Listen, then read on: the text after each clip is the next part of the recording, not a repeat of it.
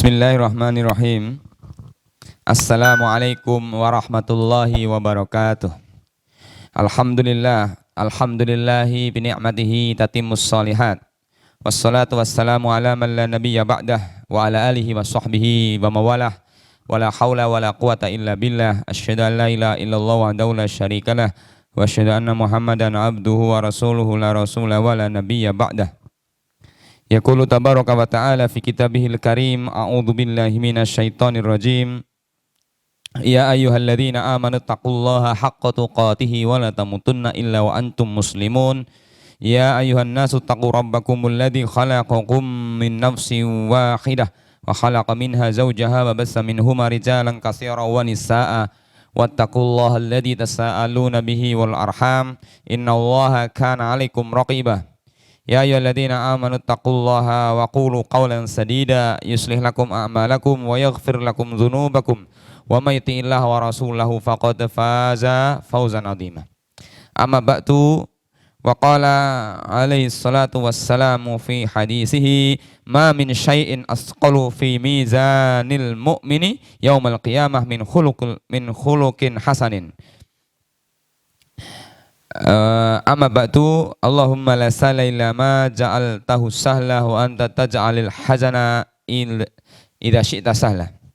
Jamaah kaum muslimin rahimakumullah, pada kajian kali ini kita masuk di episode yang ke-11 dari kajian Tazkiyatun Nafas yang disarikan dari kitab Mukhtasar Minhajul Qasidin yang dikarang oleh Imam Ibnu Qudamah Al-Maqdisi.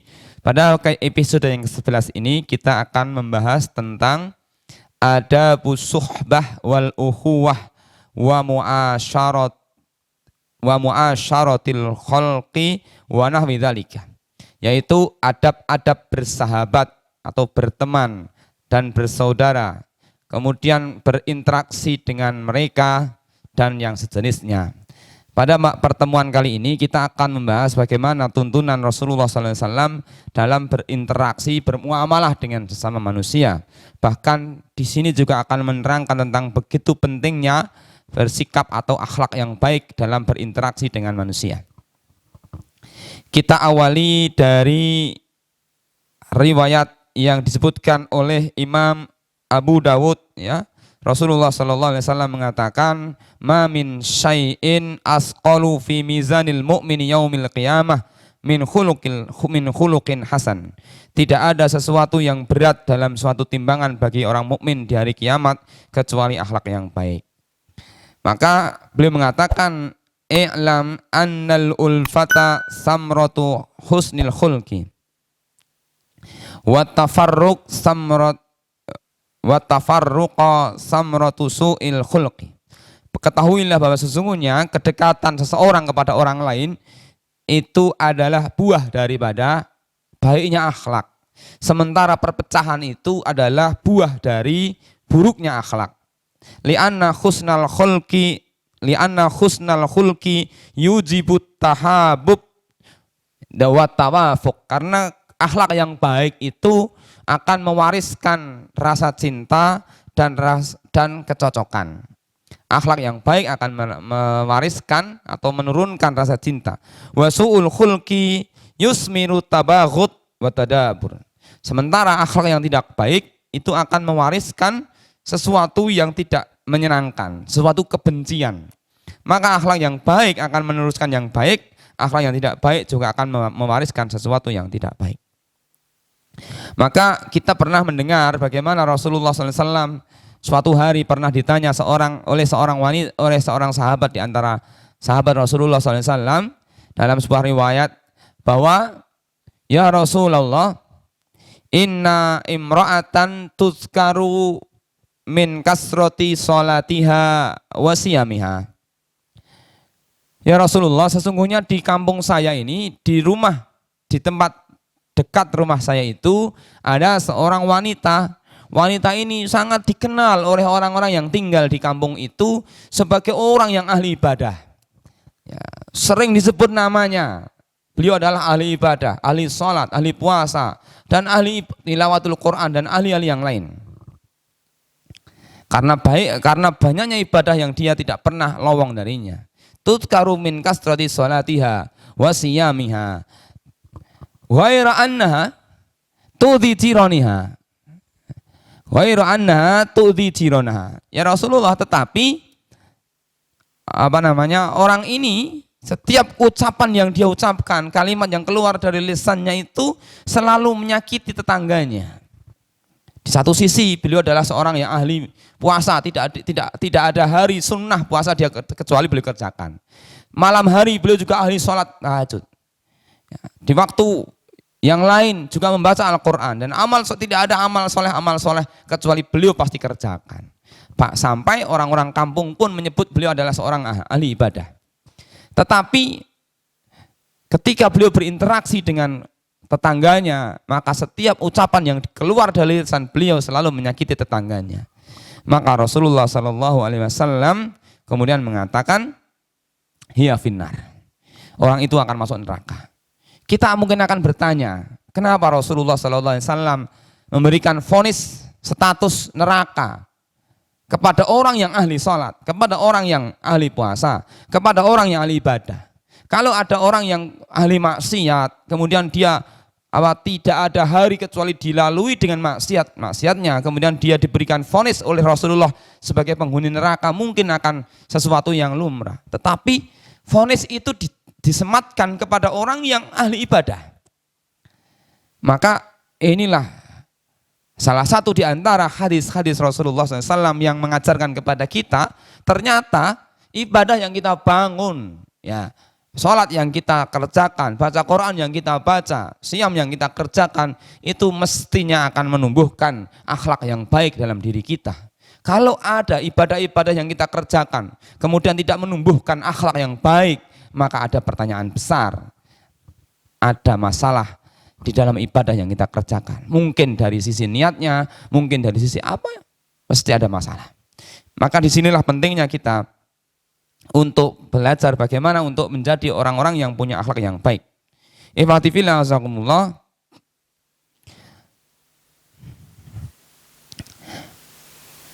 Selanjutnya adalah wa'lam annal mukhalif li amrillahi ta'ala ala aqsamin. Ketahuilah bahwa orang-orang yang menyelisih perintah Allah Ta'ala, orang-orang yang tidak taat kepada Allah Ta'ala, orang-orang yang berakhlak buruk, orang-orang yang menyelisihi apa yang dituntunkan oleh Rasulullah SAW itu sesungguhnya terbagi ke dalam beberapa kelompok. Yang pertama adalah ayakuna kafiran. Ayakuna, bisa jadi orang yang menyelisih perintah Allah itu adalah orang kafir. Imma kana harbian au dhimmiyan. Orang kafir itu ada yang orang kafir harbi, ada orang yang kafir dhimmi. Apa yang dimaksud dengan kafir harbi dan kafir dhimmi? Ini tentu bukan pembahasan di dalam tazkiyatun nafas, tetapi sekedar untuk tahu bahwa kafir harbi adalah orang kafir yang memerangi kaum muslimin, sementara kafir dhimmi adalah kafir yang tidak memerangi kaum muslimin. Kepada orang-orang kafir dhimmi maka kita wajib untuk bersikap baik.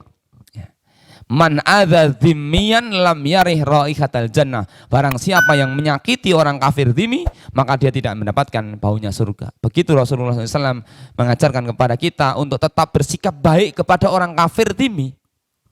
Kepada orang kafir dhimmi saja kita ini harus bersikap baik, apalagi kepada saudara kita, yaitu kaum muslimin. Maka menjadi penting untuk kita garis bawahi ketika kita berinteraksi dengan saudara-saudara kita, yaitu kaum muslimin, untuk selalu menjaga perasaan mereka, bersikap yang baik. Kemudian yang kedua yang disebutkan oleh beliau adalah al-mubtadi, orang yang ahli bid'ah. Ahli bid'ah. Fa in kana mimman yad'u ila bid'atin wa kana al-bid'atu bihaitsu yukaffiru biha fa amruhu asyadu minadh-dhimmi. Jadi mubtadi itu orang yang berbuat bid'ah. Bid'ah ini bisa muncul di wilayah-wilayah ibadah, bisa jadi muncul di wilayah akidah. Ya, bid'ah itu terbagi ke dalam dua kategori besar, yaitu bid'atun mukaffirah wa bid'atun ghairu mukaffirah. Perbuatan bid'ah yang menyebabkan seseorang itu berubah status menjadi kafir, dan perbuatan bid'ah yang tidak menyebabkan seseorang itu berubah status menjadi kafir. Apa contohnya? Perbuatan bid'ah yang menyebabkan seseorang berubah menjadi kafir adalah orang yang punya keyakinan sebagaimana dulu bahwa kita meyakini bahwa rukun iman itu ada 6, salah satu diantaranya adalah beriman kepada takdir.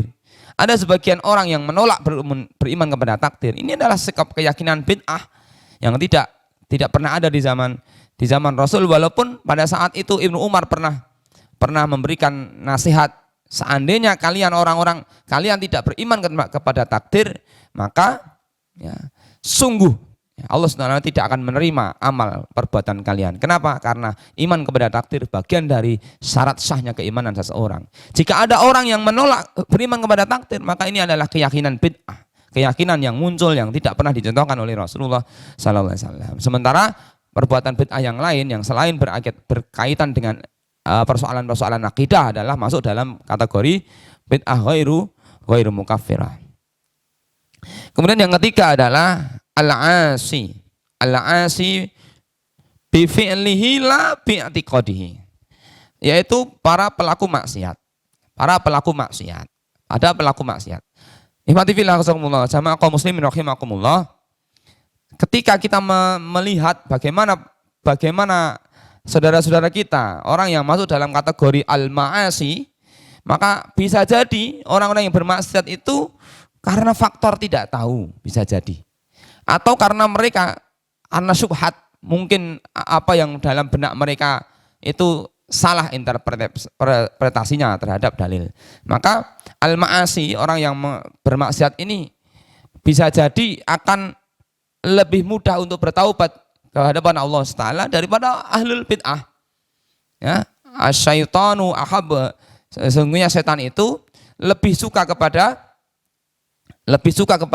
pelaku bid'ah daripada para pelaku maksiat. Kenapa? Karena pelaku bid'ah itu dia tidak merasa bahwa dirinya berbuat salah. Tetapi kalau para pelaku maksiat, maka bisa jadi dalam waktu tertentu dia akan menyadari bahwa dia adalah berbuat salah. Ini 3 kategori al-mukhalif li amrillahi ta'ala. Kemudian yang berikutnya adalah rambu-rambu fi bayani sifatil masyrutah fi man tukhtaru suhbatuhu. Yang pembahasan berikutnya adalah beberapa sifat-sifat yang harus ada dalam memilih teman atau dalam memilih sahabat. Ruwina anin Nabi sallallahu alaihi wasallam annahu qala al-mar'u ala dini khalilihi falyandur ahadukum man yukhalil. Seseorang itu tergantung dari agama saudaranya. Hendaklah dia melihat, hendaklah dia memperhatikan siapa yang menjadi teman dekatnya. Maka kualitas agama seseorang akan dilihat dari saudara dekatnya, dari teman dekatnya, yang setiap hari, setiap saat dia bertemu dengannya, maka tingkat agamanya akan bisa dilihat dari situ. Annahu la yuslihul suhbah kullu ahadin wala buta ayatamayyazal mashubu bisifatin wa khisalin yuraghibu bisababiha fi suhbatihi. Bahwa ketika kita ingin berteman dengan orang lain, maka tidak setiap orang itu bisa kita ambil sebagai teman. Tidak bisa. Tetapi kita perlu memilah dan memilih siapa yang layak untuk kita jadikan teman dan siapa yang tidak layak untuk kita jadikan teman. Watastanitu tilkal khisal bihasbil fawaid al-matrubah minas suhbah. Maka ketika kita mengambil seseorang menjadi teman, maka kita akan melihat faedah-faedah apa yang bisa kita ambil darinya. Ada orang-orang yang mengambil pertemanan karena intifa'ul mal wal jah. Mungkin dia akan mengambil dari sisi intifa'ul malu karena dia kaya, karena dia punya kedudukan. Ini namanya salah satu di antara umumnya orang itu mengambil sebagai teman. Kemudian au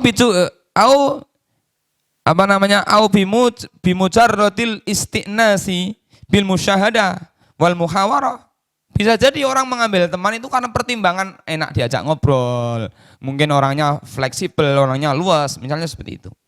Atau pertimbangan-pertimbangan yang lain, itu adalah pertimbangan contoh daripada dasar mengambil teman dengan dasar duniawi. Walaisa dzalika gharduna, dan itu bukan tujuan kita. Jadi kita tidak akan mengambil sebagai sahabat dalam tinjauan itu tidak dari sisi-sisi duniawi, tetapi dari sisi-sisi yang lain. Maka disinilah kemudian Imam Ibnu Qudamah Al-Maqdisi kemudian memberikan poin penting garis bawah supaya kita nanti dalam berteman itu betul-betul berhati-hati. Poin pentingnya diantaranya adalah mempertimbangkannya dari sisi agama. Misalnya di sini disebutkan wa imma diniyah. Adapun pertemanan yang didasarkan pada din, tajtami'u fiha a'radun mukhtalifah minha listifadatil ilmi wal amal. Salah satu di antara pertimbangan orang-orang mengambil teman dari sisi diniyah, dari sisi agama adalah orang itu mengambil pertemanan itu atas dasar ilmu dan amal. Ya, mungkin karena dia paham tentang agama, dia orang yang rajin ibadah, dia ambil sebagai teman dekat. Kemudian yang kedua adalah istifadatu minal mali liktifai bihi antaji'il awqat fi talabil qut. Bisa jadi orang itu mengambil pertemanan karena pertimbangan kecukupan harta. Jadi kalau saya harus berteman dengan si fulan, maka saya sudah tidak terlalu mikir akan kebutuhan saya. Karena apa? Saya bisa bekerja dengan dia, kemudian saya mendapatkan manfaat akhirat dari beliau dan lain sebagainya. Ini juga bisa dijadikan pertimbangan. Kemudian yang berikutnya adalah al-isti'anatu fil muhimmat. Kadang-kadang ada orang yang mengambil pertemanan karena al-isti'anah fil muhimmat. Ya, mudah untuk diminta pertolongan ketika dalam batas-batas tertentu dia membutuhkan. Fatakunu udatun bil masaib wa quwwatun fil ahwal. Maka orang ini ketika dia punya pertemanan karena pertimbangan agama tadi, dia akan bisa dikuatkan oleh saudaranya, akan diberikan motivasi oleh saudaranya ketika dia mendapatkan musibah. Ya. Maka ada pertimbangan yang lain, meminha intidaru syafa'ah fil akhirah. Ada lagi orang yang mengambil pertemanan karena ada pertimbangan yang lebih jauh lagi, yaitu sampai di akhirat. Apa itu? Al-intidaru asy-syafa'atu fil akhirah. Supaya teman itu bisa memberikan syafaat nanti di akhirat. Ya. Karena mencari teman yang soleh, mencari orang yang soleh itu akan bukan hanya manfaatnya di dunia, tetapi manfaat itu akan dia rasakan sampai nanti ketika di akhirat. Bahkan ulama salaf itu pernah menyebutkan istaksiru minal ikhwan fa inna likulli mu'minin syafa'atun. Perbanyaklah oleh kalian teman-teman yang soleh, karena setiap orang mukmin itu akan punya hak untuk memberi syafaat kepada saudaranya. Ya. Jadi pentingnya kita mendapatkan mempunyai teman yang soleh, orang yang senantiasa mengingatkan kita kepada kebaikan, dan itu manfaat itu sampai ke akhirat, karena nanti ketika di akhirat akan memberikan pertolongan kepada kita. Sebagaimana sebuah hadis yang panjang, hadis qudsi yang menceritakan tentang idza dakhala ahlul jannati jannata wa dakhala ahlun nari nara, ketika para penghuni neraka masuk neraka, penghuni surga masuk surga, maka kemudian Allah Subhanahu wa taala kemudian berfirman kepada para penghuni surga, wahai para penghuni surga, sudahkah kalian menerima nikmatku semuanya? Maka mereka mengatakan, sudah ya Allah Ta'ala. Maka kemudian apa yang terjadi? Maka Allah Subhanahu wa taala kemudian memerintahkan kepada para penghuni surga itu, wahai para penghuni surga, ya, carilah teman-temanmu, carilah saudara-saudaramu, teman-temanmu, sahabat-sahabatmu dulu yang di dunia, mereka bersama-sama kalian, tetapi kalian tidak mendapatkannya di sini, maka carilah dia di neraka sana. Maka orang-orang ini kemudian diberikan kesempatan oleh Allah Ta'ala untuk turun ke neraka, mencari saudara-saudaranya yang ada di neraka itu. Maka satu persatu teman-temannya, sahabat-sahabat dulu yang dulu di dunia bersama-sama beramal soleh, maka kemudian dia dapatkan saudara teman-temannya itu ada di neraka, maka dia pun ambil, dia berikan syafaat itu, ya, kemudian diambil, dimasukkan ke dalam surga. Sampai di surga kemudian Allah berfirman lagi, ayo kembali lagi ke neraka, carilah teman-temanmu lagi. Barangkali ada teman-temanmu yang masih ada tinggal di neraka. Maka kemudian orang itu kemudian kembali lagi ke neraka untuk mencari, memberi pertolongan kepada teman-temannya dulu di dunia. Nah, seperti itu. Begitulah pentingnya kita mempunyai teman-teman yang soleh dimanapun dia berada. Jamaah kaum muslimin rahimakumullah.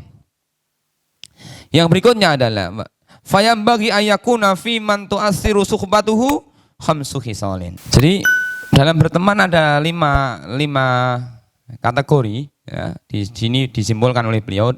Yang pertama adalah ayakuna akilan. Mestinya orang yang kita pilih sebagai teman itu adalah orang yang berakal. Karena berteman yang orang yang tidak berakal, yang itu ya merepotkan juga. Kemudian yang kedua adalah husnul khulqi, orang yang punya akhlak yang baik. Nah, orang yang punya akhlak yang baik, sebagaimana dulu digambarkan berteman dengan pandai besi itu punya akibat yang berbeda dengan orang yang berteman dengan orang yang menjual minyak wangi, ya, begitu. Kemudian yang ketiga adalah ghairu fasiqin, bukan orang yang fasik, bukan para pelaku dosa besar. Orang fasik itu adalah orang yang melaksanakan dosa besar, pelaku dosa besar dalam konteks fikih disebut tidak adil, karena adil itu orang yang terjauhkan diri dari perbuatan dosa besar. Wala mubtadi'in, dan bukan seorang ahli bid'ah. Wala harisun 'ala dunya, dan bukan orang yang tamak kepada dunia, karena orang yang tamak kepada dunia bisa jadi akan mengalahkan segala cara. Yang penting dia mendapatkan kenikmatan dunia, sementara tidak pernah mempertimbangkan halal dan haram.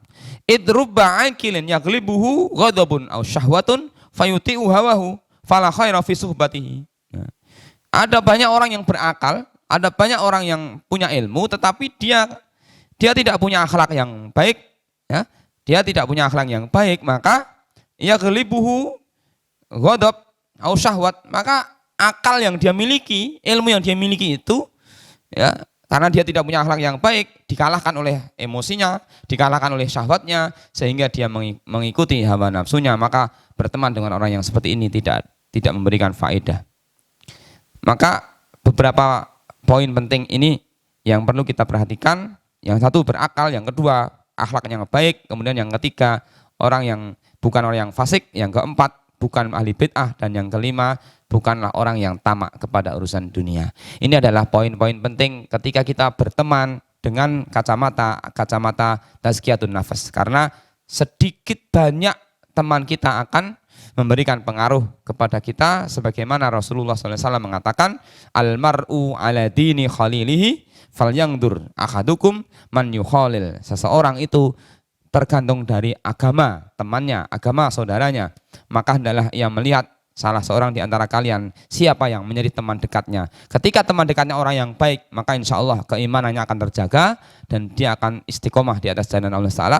Tetapi ketika temannya itu bukan orang yang baik, orang yang tidak punya akhlak yang baik, maka bisa jadi lambat laun agamanya akan lepas darinya.